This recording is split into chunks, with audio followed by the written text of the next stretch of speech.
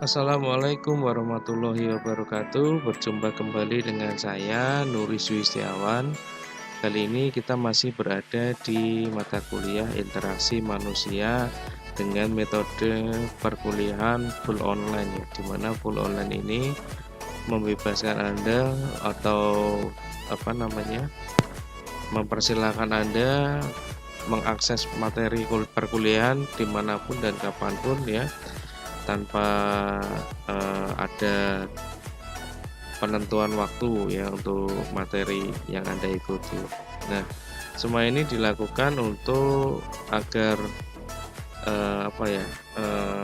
lebih mempermudah Anda dalam menjalankan perkuliahan, terutama bagi Anda yang mempunyai kesibukan yang tinggi ya, namun juga ingin melanjutkan tingkat jenjang pendidikan yang lebih tinggi. Nah, semoga apa yang kita upayakan ini berjalan dengan lancar dan membawa kebaikan untuk kita semuanya.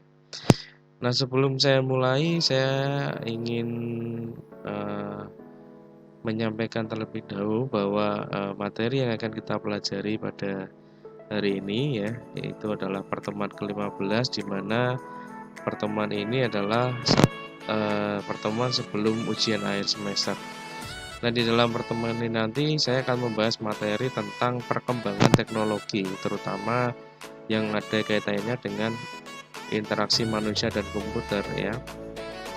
Nah, dan di mana dalam perkembangan teknologi yang akan kita pelajari pada hari itu sebenarnya sebagian sudah terrealisasikan ya. Sebagian sudah terrealisasikan dan semuanya itu dilakukan untuk mempermudah kehidupan manusia ya. Seperti halnya dari awal tujuan kita mempelajari interaksi manusia dan komputer itu adalah membuat atau meringankan kinerja manusia yang bisa dibantu dengan komputer. Nah, yang akan kita bahas ini adalah atau yang akan kita bahas di pertemuan ini itu penggambaran ya, bahwa kedepannya adalah kemajuan komputer itu dia bisa terintegrasi dengan bidang ilmu yang lainnya ya, sehingga komputer yang digunakan itu bisa lebih masuk ke dalam lini kebutuhan masyarakat ya, terutama kebutuhan masyarakat di masa depan. Nah, seperti apa materinya? Mari kita simak bersama-sama.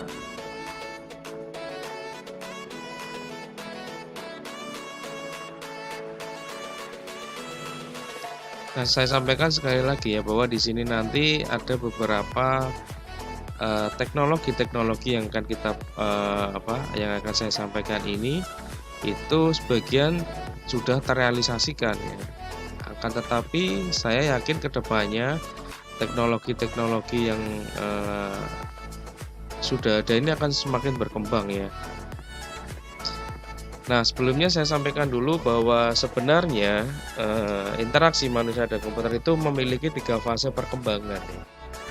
Jadi apa yang kita alami sekarang ini itu ya, apa yang sekarang telah terjadi atau yang sedang kita alami itu sebenarnya mungkin 40 tahun atau 30 tahun yang lalu itu juga merupakan masa depan yang sudah dipikirkan orang ya, atau adalah sebuah angan-angan ya, atau cita-cita seseorang ya. Mungkin Anda yang dulu sering lihat film Ultraman ya, ini sebagai contoh bahwa dulu waktu saya SD ya, mungkin sekitar 15 atau 20 tahun yang lalu itu, waktu saya masih kecil ketika melihat Ultraman, film Ultraman itu ada teknologi di mana di situ orang berkomunikasi sudah menggunakan seperti video call ya. Jadi tidak hanya melalui suara, tapi di situ sudah ada kita bisa melihat wajah orang yang sedang mengobrol dengan kita. Pada zaman dulu, waktu saya masih kecil, teknologi hanya ada telepon, telegram, ya, bukan aplikasi Telegram ya, tapi Telegram yang benar-benar itu menggunakan sandi ya, seperti sandi Morse untuk mengirimkan pesan. Nah, tapi di dalam film yang saya lihat itu sudah ada angan-angan atau seperti harapan orang atau cita-cita orang untuk mempunyai teknologi yang sekarang sudah terrealisasikan. Ya. Dulu juga ada seperti hologram ya. Di film-film itu ada visualisasi hologram, terus kemudian ada tiga dimensi dan lain-lain. Itu ternyata sekarang ini sudah menjadi kenyataan. Nah, yang akan kita bahas di pertemuan kali ini juga ada penggambaran-penggambaran yang mungkin ya. Jadi ini tidak hanya angan-angannya, tapi beberapa penelitiannya sudah dilakukan dan beberapa teknologi yang saya sampaikan ini sudah ada ya. Nah, ini sebagai penggambaran bahwa mungkin ketika anak kita sudah besar nanti, sudah tumbuh dewasa ya, 10 tahun atau 20 tahun lagi, teknologi yang saat ini dicita-citakan oleh manusia itu mungkin saja bisa terrealisasi ya. Sama halnya dengan manusia-manusia yang 30 atau 20 tahun yang lalu ya, waktu kita masih kecil atau kita masih remaja gitu ya. Nah, ini seperti halnya pada saat ini ya, interaksi manusia dan komputer itu kan memiliki 3 fase perkembangan. Yaitu yang pertama ada era mainframe. Era mainframe ini terjadi 1960-an ya, di mana satu komputer itu banyak pengguna. Artinya komputernya itu besar, di mana untuk mengoperasikan komputer itu butuh banyak orang, dan itu sangat-sangat tidak efisien ya, karena butuh tenaga yang besar ya, dan belum terkoneksi dengan jaringan seperti saat ini ya. Tapi kita harus sangat berterima kasih kepada orang-orang yang pada saat itu konsisten, atau mereka sudah punya angan-angan bahwa suatu saat dengan teknologi yang ada itu komputer akan lebih kecil ya, komputer akan lebih maju dan menopang kemajuan teknologi ya, semua lini ya.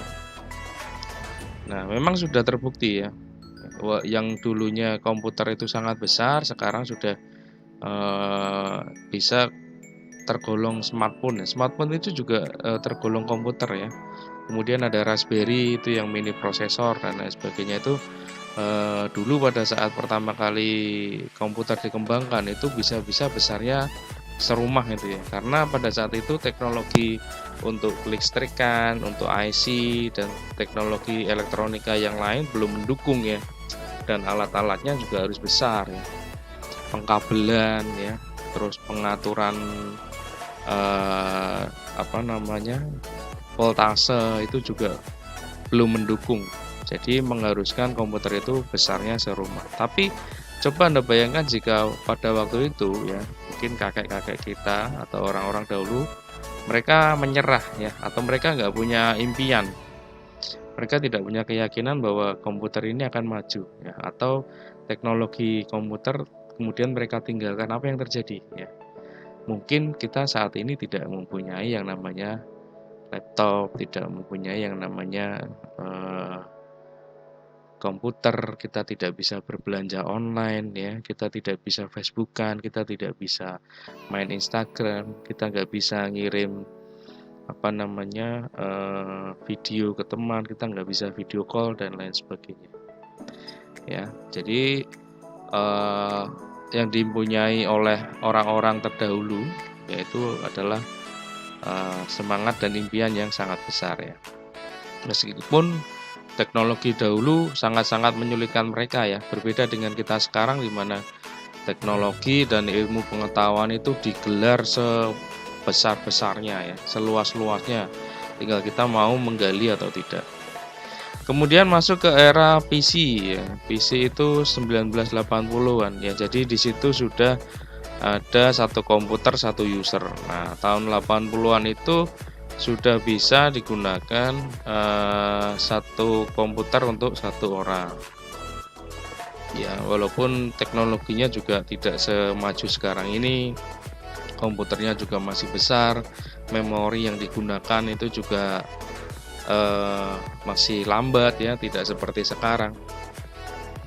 Kemudian di di 2000-an itu masuk kepada era mobile, di mana beberapa komputer itu per user, atau satu user itu bisa menggunakan beberapa komputer. Ya, ini sudah terintegrasi dan komputer itu sudah bisa untuk mobile ya. Artinya di situ sudah ada laptop ataupun teknologi sejenisnya. Nah, itu adalah perkembangan komputer hingga saat ini. Nah, kemudian apabila dilihat dari evolusi antarmuka ya, itu nanti akan dibagi menjadi 6 fase. Ya, kalau kita melihat tiga faktor kemajuan tadi ya, kemudian nanti kita bisa menyimpulkan bahwa untuk fasenya itu ada 6 fase, yaitu pada tahun 50-an. Jadi antarmuka itu untuk interfacingnya ya, atau untuk tampilan mengoperasikan komputernya ya. Nah, dulu tahun 50-an antarmuka pada tingkatan hardware untuk teknik, contohnya switch panel. Jadi dulu untuk visualisasi penggunaan komputer itu masih menggunakan panel ya. Makanya di situ komputernya sangat besar ya, untuk mengoperasikan sebuah sistem kerja itu harus ada panel-panel yang di on off kan secara manual, atau di situ bentuknya masih switch on off gitu ya. Kalau sekarang kan sudah menggunakan kecerdasan buatan ya, di situ sudah ada program. Jadi untuk misalkan saja mengirimkan email itu kan sebenarnya ada atau mengerjakan, atau ketika kita menggunakan sebuah aplikasi sebenarnya itu juga ada kinerja elektronik yang dikontrol oleh sistem tersebut ya. Itu, atau contohnya ketika kita menggunakan printer dari laptopnya, di situ kan ada sumber energi juga ya, ada sumber energi yang terkoneksi dari laptop ke printer. Nah, itu kan juga ada pengontrolan sebenarnya, cuman sudah tidak dilakukan dengan switch on off, tapi sudah menggunakan sebuah kecerdasan buatannya. Ya, kemudian pada tahun 60 sampai 70-an antarmuka pada tingkatan pemrograman ya, di situ sudah masuk kepada pemrograman, ada yang namanya program COBOL dan Fortran. Kemudian tahun 70 sampai 90-an antarmuka pada tingkatan instruksi ya, di situ sudah ada untuk ada instruksi yang bisa dilakukan melalui komputer gitu. Pada tahun 80-an antarmuka pada tingkatan dialog interaksi, contohnya GUI dan multimedia. Nah, di situ sudah ada visualisasi untuk dialog ya. Ya, GUI bisa berupa teks ataupun gambar-gambar yang sederhana. Kemudian tahun 90-an antarmuka pada tingkatan lingkungan kerja, contohnya sistem network dan groupware ya. Itu sudah bisa terkoneksi dengan banyak komputer dan lainnya di situ ya. Kemudian tahun 2000-an sampai sekarang antarmuka berkembang luas ke arah sistem interaktif ya. Interaktif itu artinya visualisasi tersebut kita bisa di dalam visualisasinya kita bisa melakukan baik itu instruksi, atau kita bisa melakukan hal-hal lain. Visualisasinya sudah baik gitu ya. Sebentar, ini saya cek dulu. Tes. Oke, masih lancar ya.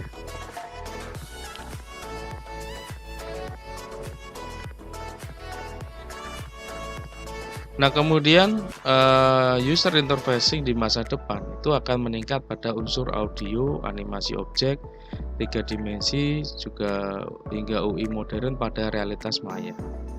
Untuk perkembangannya sendiri yaitu integrasi UI lebih banyak menggunakan orientasi objek daripada pengolahan fungsi. Jadi menurut prediksinya itu nanti untuk antarmuka ya, atau pengguna atau user interface itu akan lebih memanjakan ya, menggunakan misalkan unsur 3 dimensi atau ada animasi objek dan lain sebagainya. Jadi nanti lama-kelamaan ya, ini lebih kepada networking atau jaringan ya, dimana didukung juga oleh jaringan kecepatan komputer atau kecepatan internet yang mungkin kalau saat ini masih 5G ya, itu mungkin 20 tahun lagi atau 15 tahun atau 10 tahun lagi itu kecepatannya sudah sangat tinggi ya, untuk internet itu sendiri.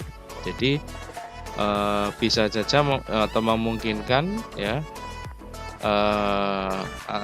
yang sedang ngetren ini adalah Internet of Things ya. Jadi internet bisa digunakan apa saja. Nah, Internet of Things itu sendiri juga masuk kepada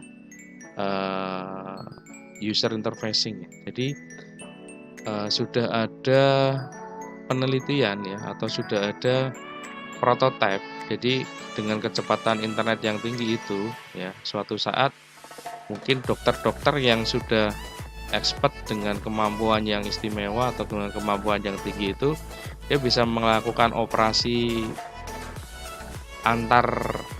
tidak hanya antar kota ya, tapi bisa saja antar negara ya. Misalkan dokter-dokter dari Singapura itu yang mungkin mereka terkenal dengan kemampuan yang sangat tinggi, itu bisa mengoperasi pasien yang ada di Jakarta. Nah, nanti ada kecerdasan buatan yang terkoneksi dengan sistem hardware ya, seperti robot. Jadi sama kayak orang main game ya. Jadi dokternya seperti main game, dia di Singapura, nanti pasiennya ada di Jakarta. Di situ ada alat yang dengan kecepatan internet yang tinggi akan menyesuaikan atau sesuai dengan pergerakan dosen yang ada di Singapura. Nah, begitu juga dengan yang lainnya. Sekarang sudah ada eskavator ya. Sudah ada uji coba eskavator di mana dia meratakan tanah yang supirnya itu dari rumah ya, dengan kecepatan internet atau dengan teknologi Internet of Things ya. Nah, begitu gambarannya. Anda bisa membayangkan sendiri mungkin 10 tahun lagi ke depan ya.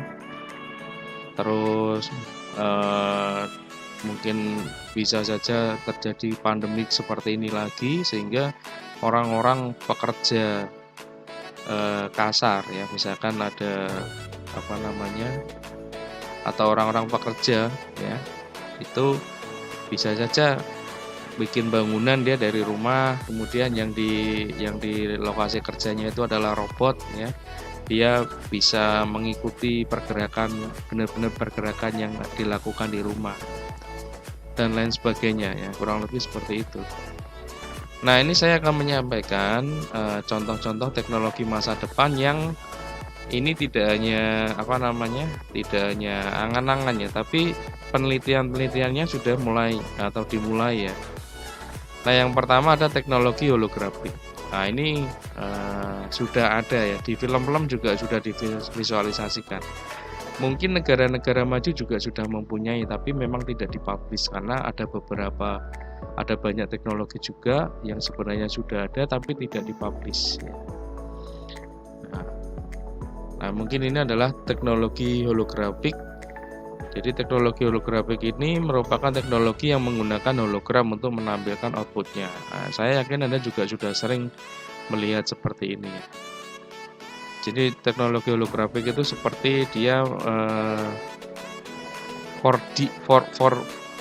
dimensi lah ya. Jadi seolah-olah dia bisa muncul di situ, kita bisa melihat benar-benar visualisasinya gitu ya, tidak hanya dari layar. Kemudian ada future gadget. Nah, di masa depan ya, mungkin di saat ini juga sudah ada ya, karena ini sudah dikembangkan.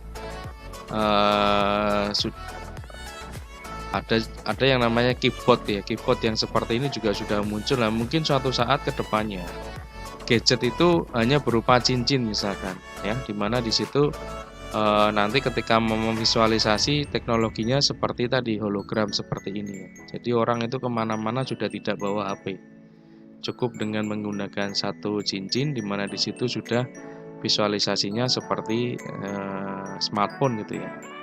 Nah, future gadget ini merupakan masa depan dari gadget-gadget yang ada di masa sekarang. Tentunya akan sangat berbeda dan sangat canggih. Nah, kurang lebihnya seperti ini ya, seperti yang saya sampaikan di awal, prediksi dari teknologi masa depan itu adalah lebih kepada visualisasi.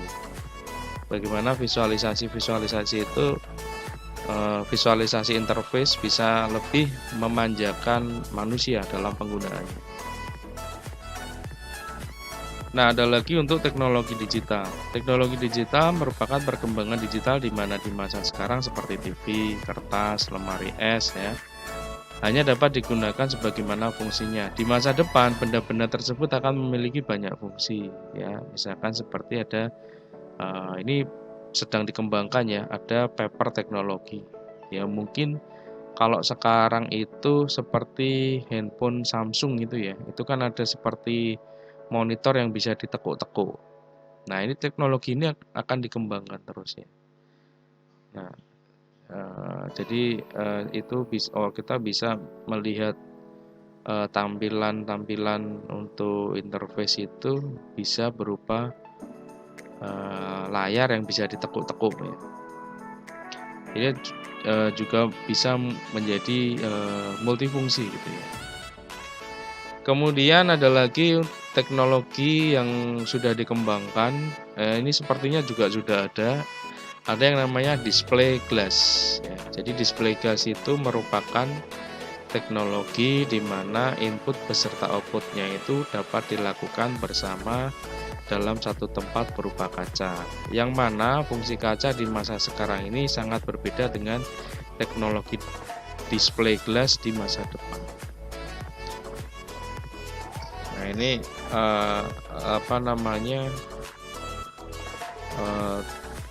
teknologi ini sudah dikembangkan ya, jadi bisa multifungsi. Nah, yang tadinya seperti kaca ya, misalkan untuk rapat itu nanti bisa dijadikan seperti LCD. Tidak hanya itu, bisa juga digunakan untuk advertising ya.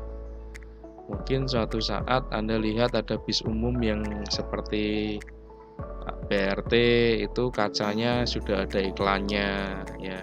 Nanti secara periodik memunculkan seperti iklan layanan masyarakat atau seperti ada advertising ya, iklan di situ. Nah, itu di luar negeri ini sudah mulai dikembangkan. Nah, kalau ini sekarang sudah ada ya, walaupun masih terbatas, game-gamenya itu masih terbatas ya. Saya yakin suatu saat atau di masa depan ya, ini dia akan lebih berkembang dengan sangat pesat ya. Yang belum tahu saya terangkan dulu, ada yang disebut dengan teknologi 3D virtual reality, di mana 3D virtual reality itu adalah sebuah interaksi yang memberikan suatu bentuk seakan-akan user ada di dalam komputer atau perwujudan interaksi dunia nyata ke dalam dunia maya. Interaksi ini digunakan pada game 3D seperti game The Sims 2. Nah, ini sudah ada ini ya. Tapi kedepannya akan sangat berkembang lagi, ya, terutama untuk dunia virtual ya. Nah, kalau sekarang ini pemanfaatannya mungkin hanya untuk advertising ataupun game ya. Tapi mungkin ke depan bisa saja untuk militer ya, yaitu menyerang sistem keamanan sebuah negara dari virtual reality-nya. Dia bisa masuk ke dalam sistem komputernya, bisa merusak hardware-nya ya. Kalau saya yang background-nya bukan militer saja sudah punya pemikiran seperti itu ya, apalagi orang-orang yang berkecimpung di dunia militer yang mereka juga paham teknologi, pasti ini teknologi seperti ini juga dikembangkan, sudah dikembangkan gitu ya. Kemudian untuk hal-hal yang lainnya ya, bisa saja terkoneksi dengan drone ya. Ini sepertinya juga sudah ada, jadi orang mengendalikan drone menggunakan seperti ini ya, atau dengan virtual yang lainnya. Kemudian ada yang disebut juga teknologi sensing effect ya. Nah, di waktu abad 20-an, komputer telah bisa memahami pengaruh dari lingkungan, misalkan merasakan suhu, mendengar suara, melihat lingkungan ya. Sistem sensing effect ini begitu membantu manusia dalam melakukan aktivitas sehari-hari dan juga biasanya digunakan pada wearable, komputer, dan aksesorisnya. Nah, ini seperti ya kedepannya nanti atau sekarang pun sudah ada ya, itu tergolong artificial intelligence atau kecerdasan buatan, di mana komputer yang digunakan oleh polisi itu sudah bisa menilang ya dengan menggunakan kamera ya. Ya, bisa tahu plat nomor yang sudah yang melanggar. Nah, ini lebih canggih lagi. Sekarang juga sudah ada ya. Sudah ada kamera yang bisa mendeteksi suhu tubuh manusia ya dari wajahnya ya. Kalau yang sudah digunakan sekarang kan ada face recognition ya. Face recognition itu seperti yang digunakan Grab, Gojek, di mana untuk mengetahui bahwa akun ojolnya itu benar-benar digunakan ya, digunakan dengan sesuai akunnya, tidak digunakan orang lain atau joki ya. Face recognition, atau bisa juga digunakan untuk sistem keamanan rumah atau sistem keamanan aplikasi, di mana kita harus mencocokkan dengan wajah pengguna aslinya. Nah, lebih canggih lagi, salah satunya sekarang juga sudah ada deteksi suhu tubuh dengan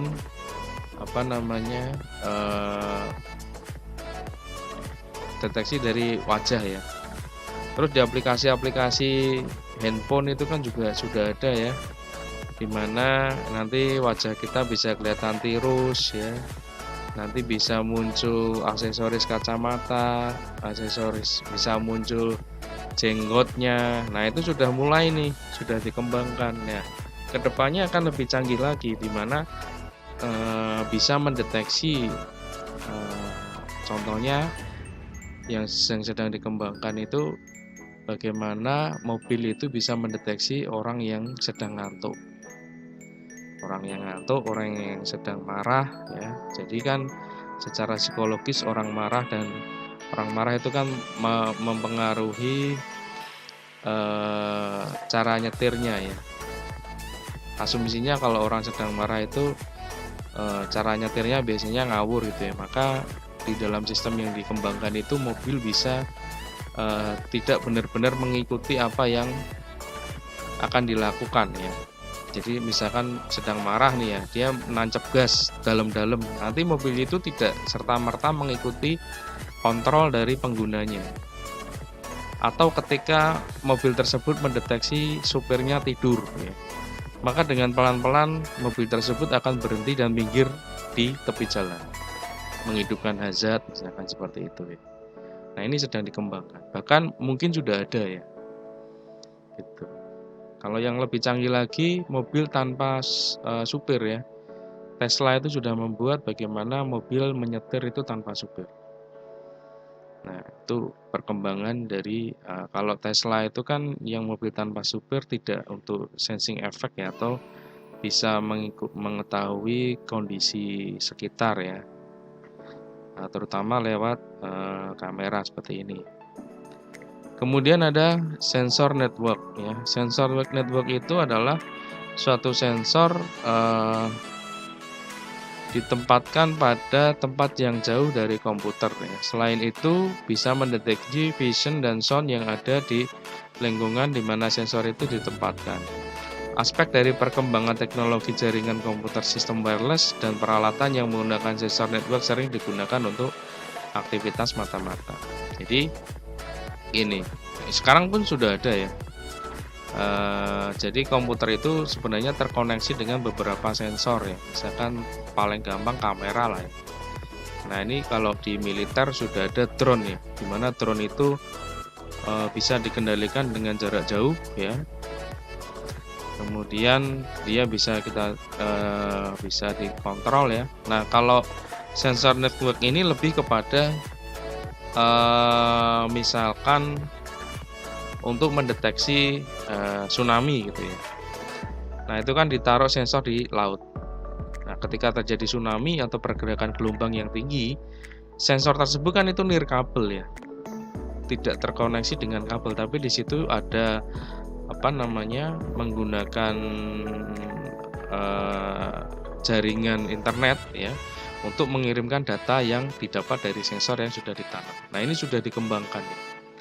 Kedepannya akan lebih canggih lagi ya dengan sensor yang lain. Ya. Nah, berikutnya cyborg. Cyborg ini kalau di film sudah banyak sekali dibahas atau divisualisasikan ya. Di mana cyborg ini adalah merupakan aspek dari artificial intelligence atau kecerdasan buatan. Perkembangan interaksi manusia dengan komputer semakin meluas di mana komputer mini yang dimasukkan ke dalam suatu robot atau cyborg sehingga berfungsi sebagaimana mestinya. Nah, sebenarnya kecerdasan buatan itu ditanamkan ke dalam sebuah komputer yang sangat mini. Bisa dibilang namanya biasanya chip gitu ya. Di mana chip tersebut bisa mengolah berbagai kecerdasan buatan. Bisa menampung kecerdasan buatan ya dan lain sebagainya sehingga dia bisa berfungsi seperti otak manusia ya di mana sudah bisa melogika. Nah, yang dimasukkan ke dalam sistem cyborg itu sendiri, sistem kecerdasan itu sendiri sebenarnya kan logika-logika yang seperti mendekati logikanya manusia. Logikanya manusia itu kan salah satu contohnya bisa membedakan warna, kemudian membedakan ukuran mana yang besar, mana yang kecil. Nah, itu adalah logika dari manusia. Lebih kompleksnya lagi mungkin logika jatuh cinta, sakit hati. Nah, sebenarnya kan itu adalah logika ya. Gitu. Sehingga manusia mungkin yang nggak bisa perasaan ya, baper gitu mungkin ya. Mungkin robot itu nggak bisa baper mungkin. Tapi kalau sudah ditemukan logika yang mendekati bapernya manusia, mungkin juga bisa robot menjadi baper. Berikutnya adalah yang sedang dikembangkan ini adalah alat penerjemah bahasa hewan. Ya. Para ilmuwan mengembangkan sebuah rancangan alat kecerdasan buatan yang digunakan untuk menganalisa suara dan ekspresi hewan untuk menerjemahkan ke bahasa yang dapat dipahami manusia. Nah, ini sudah dikembangkan ini ya. Nah, mungkin 10 tahun lagi, 20 tahun lagi, nanti lama-lama manusia bisa berbicara dengan hewan ya. Kalau ini alat benar-benar dikembangkan dan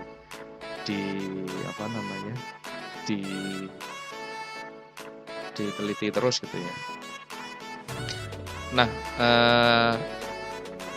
yang satu hal yang menjadi pegangan oleh peneliti-peneliti kita saat ini itu adalah mereka mencontoh peneliti-peneliti komputer pada zaman dahulu ya. Seperti yang sudah saya sampaikan di awal tadi.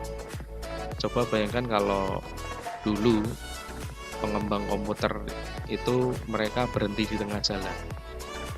Pasti sekarang tidak ada teknologi seperti itu. Nah, itu juga yang menjadi pegangan oleh peneliti kita pada saat ini ya.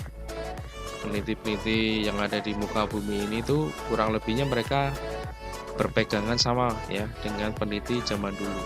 Mungkin pada saat ini belum terlihat hasilnya ya. Karena mungkin juga teknologinya belum mendukung. Misalkan saja seperti teknologi ini ya.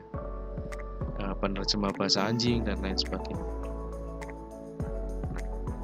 Kalau mereka patah semangat ya, kemungkinan teknologi-teknologi yang seharusnya di masa depan muncul juga tidak akan terrealisasi. Nah, kemudian ada teknologi berikutnya embedded interaction. Jadi ketika user dapat melakukan input hanya dengan sentuhan tangan atau bagian tubuh lainnya dan tanpa menggunakan mouse atau keyboard. Nah, jadi bisa saja di meja. Kalau sekarang juga sudah ada ya keyboard yang dia seperti laser gitu, tapi ketika kita menyentuh laser tersebut, misalkan kita sentuh A ya akan mengetik A, kita sentuh B juga di monitor akan keluar huruf B ya. Itu sudah dikembangkan ya. Kemudian ada juga komputer model pena. Nah, ini untuk membantu kerja kantorannya, di mana komputer model pena itu disebut dengan PISM ya, yang diambil dari bahasa Rusia PISM, berarti tulisan ya. Konsep pembuatan SIM ini ialah paket komputer pena dengan 5 fungsi, yaitu ponsel berbentuk pena dengan cara input data menggunakan tulisan tangan. Jadi misalkan kita mau SMS ya, kita nulis seperti orang nulis di kertas ya, maka di situ akan otomatis masuk ya. Atau mungkin juga ketika kita males ngetik ya, untuk laporan kerja kita tinggal nulis saja di kertas. Nanti otomatis di dalam sistemnya ya itu juga sudah terketik ya, seperti apa yang kita tulis. Yang kedua, dia juga memiliki virtual keyboard. Ya, yang ketiga mempunyai proyektor dengan ukuran kecil untuk melihat visualisasi programnya misalkan ya. Terdapat kamera scan, ya untuk scan juga bisa, kemudian dilengkapi dengan personal ID password yang berfungsi sebagai identitas pemilik. Jadi itu ada ID-nya ya. Jadi kalau dicuri orang itu ketahuan pennya milik siapa. Nah, ini teknologi ini sudah dikembangkan di negara Rusia. Secara prinsip, ciri-ciri komputer masa mendatang adalah lebih canggih, lebih murah, memiliki kemampuan diantaranya melihat, mendengar, berbicara, dan berpikir, serta kemampuan membuat kesimpulan seperti manusia, atau kurang lebihnya komputer masa depan itu mereka mempunyai kecerdasan buatan. Nah, ada juga teknologi human interface using eye movement ya. Dalam bahasa Indonesia disebut pengendali pointer lewat gerakan mata. Tujuannya memudahkan pengguna, khususnya pada orang-orang yang mengalami difabel fisik, terutama bagian tangan. Nah, ini teknologi yang dikembangkan untuk teman-teman kita yang mempunyai keterbatasan fisik ya, atau mempunyai difabel ya. Nah, di situ nanti bisa menggunakan pergerakan mata dengan kode-kode tertentu ya. Ya kayak orang sholat kalau di Muslim itu ya. Muslim itu kan kalau di Islam itu kan kalau kita sholat, kita sakit nggak bisa apa-apa, kita bisa pakai kode mata gitu ya. Nah, mungkin referensinya dari sana ya pengembangannya. Nah, ini nanti menggunakan sensor gerakan mata. Yang kedua, memanfaatkan sinyal yang dipancarkan oleh bagian mata. Jadi ternyata mata itu ada sinyalnya ya ketika nengok ke kanan, nengok ke kiri ya. Nah, sinyal itu diolah sehingga dapat dimanfaatkan untuk pengendalian pointer pada komputer. Alat ini dikoneksikan ke komputer dengan memanfaatkan USB yang biasanya digunakan untuk alat perintah. Kemudian ada self-driving car. Nah, ini sudah ada sekarang ya, yang dibuat oleh Tesla itu, mobil bisa nyetir sendiri. Jadi ini berangkat dari impian autopilot untuk mobil. Ini merupakan tantangan yang besar serta situasi dan kondisi jalan yang rumit dengan berbagai jenis kendaraan, bahkan pejalan kaki. Selain itu, rambu-rambu lalu lintas juga turut memperbesar tantangan yang harus dihadapi oleh self-driving car, di mana mobil ini akan bergantung sepenuhnya pada komputer dalam mengontrol kemudi mobil. Tapi dengan adanya teknologi machine learning dan artificial intelligence yang semakin maju, impian perusahaan teknologi tersebut akan semakin nyata. Ini sebenarnya referensinya dari autopilot yang ada di pesawat ya. Cuman kalau autopilot yang ada di pesawat itu kan mereka menggunakan koordinat bumi ya. Jadi kalau kita ketahui traffic untuk pesawat itu kan sebenarnya sudah ada ya. Jadi pesawat terbang itu nggak semau-mau dia gitu ya. Misalkan dari Jakarta ke Belanda itu sudah ada trafiknya atau sudah ada jalurnya menggunakan titik koordinat bumi ya. Jadi maka dari itu kalau misalkan pilotnya udah capek dan situasi cuacanya bagus, bisa menggunakan autopilot ya, di mana dia akan melaju mengikuti koordinat bumi gitu ya. Nah, referensinya dari situ. Kemudian beberapa peneliti itu menginginkan bisa nggak sih ya mobil itu tanpa supir. Sekarang sudah terrealisasi ya.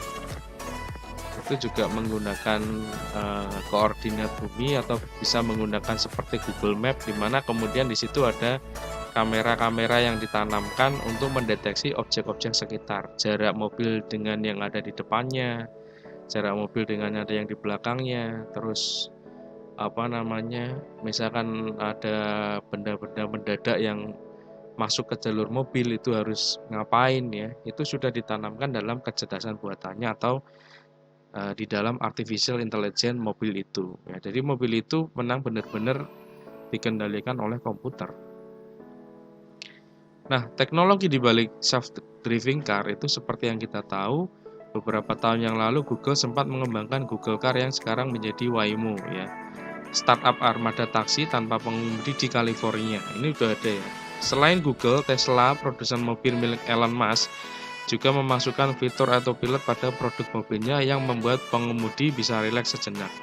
Terlepas dari perbedaan filosofi teknologi yang mendasari keduanya, secara umum, self-driving menggunakan proses yang hampir sama. Ya. Jadi itu sama. Yang pertama computer vision. Computer vision itu dia yang namanya vision itu berarti dari visual ya. Jadi dia menggunakan perhitungan-perhitungan di mana dia perhitungan tersebut diambil dari visualisasi di area sekitar. Kemudian ada sensor fusion. Sensor fusion itu bisa saja dari sensor jarak ya. Jarak mobil di depannya, jarak mobil di belakang, di samping kanan kiri ya. Kemudian ada localization. Jadi dia bisa mengetahui lokasi jalan dan arah jalan yang mau dituju, yaitu dari bisa seperti mengadopsi sistemnya Google Map ya. Kemudian ada path planning. Path planning itu alurnya, alur dia menuju itu lewat mana garisnya. Misalkan kalau kita pakai Google Map itu kan contoh dari kampus ke rumah itu kan sudah ada alurnya, itu disebut dengan path planning. Kemudian kontrol. Kontrol itu yang bisa mengontrol rem, terus laju kendaraannya. Yaitu sistemnya sudah terintegrasi dengan baik. Berikutnya teknologi yang selanjutnya ada tablet keping. Tablet keping ini dengan bentuk tidak satu kesatuan yang utuh ya, melainkan terdiri dari banyak keping-keping. Setiap kepingan memiliki prosesor dan sumber daya sendiri. Semakin banyak keping disatukan, maka bentuk tablet akan menjadi semakin besar dan semakin powerful. Nah, itu dari kecil nanti bisa digabung-gabung, bisa menjadi LED yang besar ya.